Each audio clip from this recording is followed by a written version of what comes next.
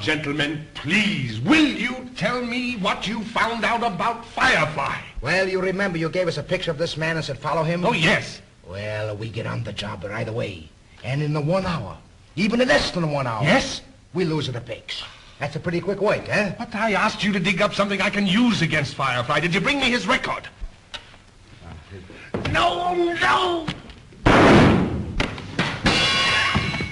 And the boy gets a cigar. Now, Ciccolini, I want a full, detailed report of your investigation. All right, I tell you. Monday, we watch the Firefly's house, but he no come out.